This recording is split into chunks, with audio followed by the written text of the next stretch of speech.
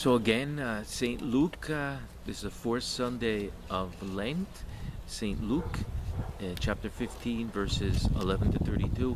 And we looked at the first son, and looked at the father, and then now we have to look at the first son, which is the heir to the whole kingdom, and the difference between the two. Now the father again went out to the prodigal son coming back, and now he hears that the older son, the one who's the heir, won't come into the house because he's mad and he's close in his arrogance. He's sufficient in himself.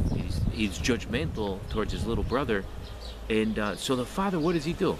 And again, we see the disposition of the father. That's why it's called the merciful father, is a better name for this, because the real figure to be looking at in this in this gospel passage is the father, because the father is teaching both sons what it means to be full of love, joy, peace, goodness, benevolence, patience. That's the image of the father, and that's what Jesus is recounting this story to the Pharisees and the scribes that have come to listen to them. He's indicating exactly, what their attitude should be, and that's not what it is. And so we see the heir, the first son, who comes back from the fields, and he sort of represents exactly the Pharisees and the scribes that are listening to Jesus, and Jesus sort of underlining what their attitude is. They're angry because Jesus is letting other people, these sinners, like the Prodigalson, you let these sinners into your presence. How could you be a master? And they're sitting on their horse and just holding back.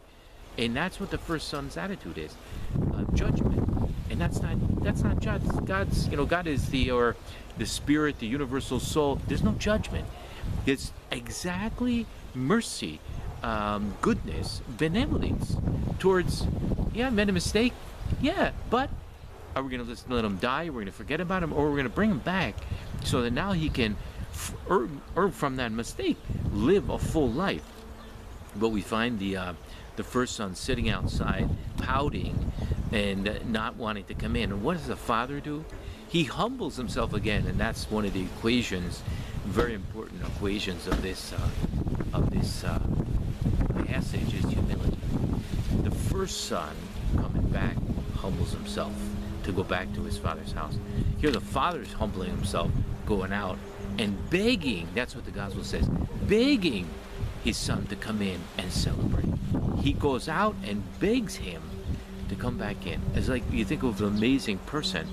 His father is, but he's also so sure of himself, not in an arrogant way, but his foundation is founded on that love of creation, and all he wants is that true life to come forth. And he's celebrating is that the prodigal son refound his way again, and he wants his older son to let go of his judgment, his arrogance, his sufficiency, and to come and celebrate the fact that the younger brother regained his the proper way in life. And tomorrow, obviously, in that house, so there'll be some discussions. Obviously, what's the younger son going to do? What's his position going to be? But that's irrelevant, because we're looking at the attitude of the father, which unites them again and brings them back to the right way. Now, does the older son go back into the house? We don't know that. Hopefully he did. And the lesson for those Jesus was teaching to was obvious. The lesson for us is, which position are we taking in our lives? Do we take the position of the older son and just like judge everybody? It's like, they're not Catholic, they're not, perfect, they don't have their hair in the right way, or they're not wearing the right clothes. We do a lot of that, even in the church, and that's not the teaching at all. God's teaching is everyone is invited into my house, even the sinners. And indeed, I go out to them, greet them, embrace them, and lead them back into the house. That's what he desires for everyone in this world. No one is excluded because of sexuality or gender or beliefs or non-beliefs.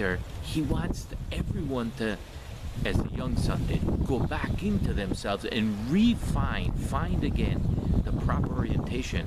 Was the orientation of humility, the orientation of opening yourselves up to that true life that was planted in you on the day of creation.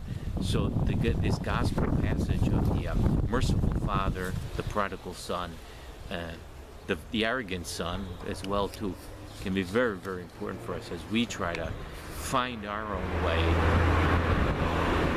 find our own becoming, and allow that truth to come forward.